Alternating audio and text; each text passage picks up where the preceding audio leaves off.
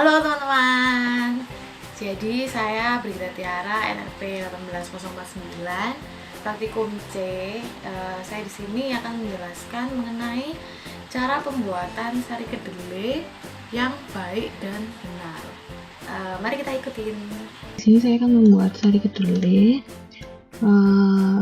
Sari kedelai yang pertama yaitu ada pendahuluan mengenai sari kedelai. Kedelai merupakan jenis kacang-kacangan yang mengandung protein nabati yang tinggi, sumber lemak, vitamin, dan mineral. Kedelai ini memiliki protein 35% dan kandungan proteinnya ini cukup tinggi di dalam kedelai. Lalu untuk bahan yang digunakan itu ada kacang kedelai segar, garam, gula, daun pandan, dan air mineral. Untuk cara kerjanya sendiri yaitu kedelai disortasi, lalu dilakukan perendaman dalam air 7 jam, lalu dilakukan pengupasan kulit dan pencucian, lalu dilakukan penghancuran dengan menggunakan blender dengan ditambahkan air 500 ml, lalu dilakukan penyaringan. Setelah dilakukan penyaringan ini dilakukan penghancuran lagi dengan blender dan ditambahin air 500 ml hingga 4 kali. Lalu setelah itu dilakukan penambahan gula, garam, daun pandan. Setelah itu dilakukan pemanasan 30 menit dan menjadi susu kedelai. Kemasannya saya menggunakan botol kaca 250 ml dan labelnya seperti berikut. Memilih warna coklat karena sari kedelai sendiri ini menghasilkan warna putih sehingga tidak terjadi kontras antara warna kemasan dengan warna larutannya. Lalu untuk analisa keuangannya, bahan bakunya sebagai berikut. Ada kacang kedelai, gula, garam, daun pandan. Lalu ada harga kemasan, botol, dan label. Lalu dihasilkan total utilitas per 100 botol itu Rp511.100. Lalu dihasilkan total utilitas per 1 botol itu Rp5.111.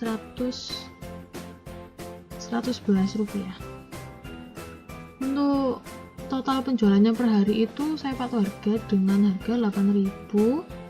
Lalu perharinya akan mendapatkan Rp800.000 jika penjualan per hari 100 botol. Lalu keuntungannya mencapai Rp288.900 dan persen keuntungannya ini 56,53%. Selanjutnya yaitu proses pembuatan dari sari kedelai itu sendiri. Pertama dilakukan sortasi terhadap sari kedelai, lalu dilakukan perendaman dari kacang kedelai itu sendiri selama 7 jam. Boleh direndam di ruangan biasa atau di kulkas. Setelah 7 jam dilakukan penghancuran dari kulit atau pengupasan dari kulit itu sendiri.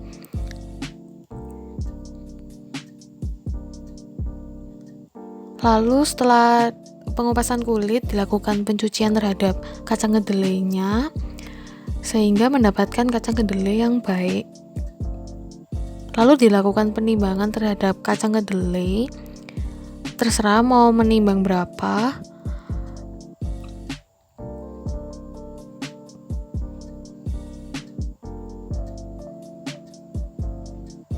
Setelah dilakukan penimbangan, dilakukan penuangan ke dalam blender yang siap untuk dilakukan penghancuran terhadap kacang kedelai. Setelah itu dilakukan penakaran terhadap air mineral sebanyak 500 ml.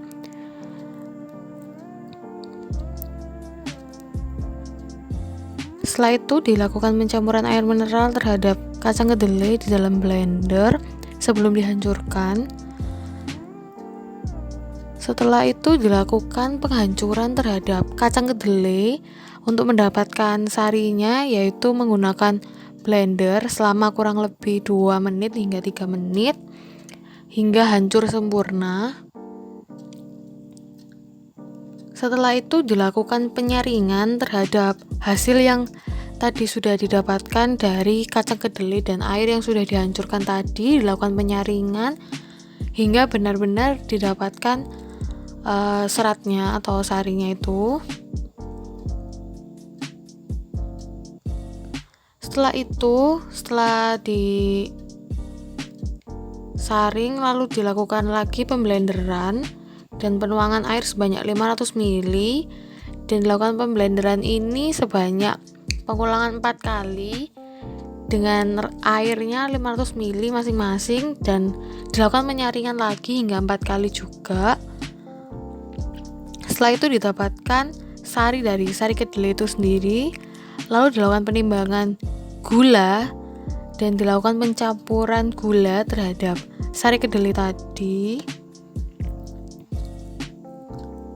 Lalu dilakukan penuangan garam, dan setelah itu dilakukan perebusan dengan api yang sedang sekitar 5 hingga 10 menit.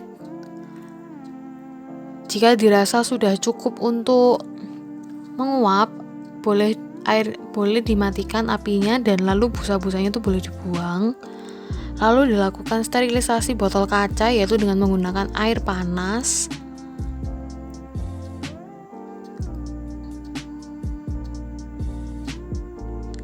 Setelah itu dilakukan penuangan sari kedelai yang sudah jadi tadi ke dalam kemasan, yaitu ke dalam botol kaca dengan menggunakan corong sehingga tidak tumpah-tumpah. Dan setelah itu dilakukan penempelan label pada botol kaca yang tadi sudah terisi penuh terhadap sari kedelai yang sudah matang tadi. Dilakukan penempelan botol kaca, labelnya semuanya, dan hasilnya seperti ini. Jika sudah ditempel, hampir menutupi semua botol, dan ini hasil dari sari kedelai yang dibuat. Cukup baik dan masih hangat, dan ini hasilnya semua secara sempurna dengan label dan dengan isinya.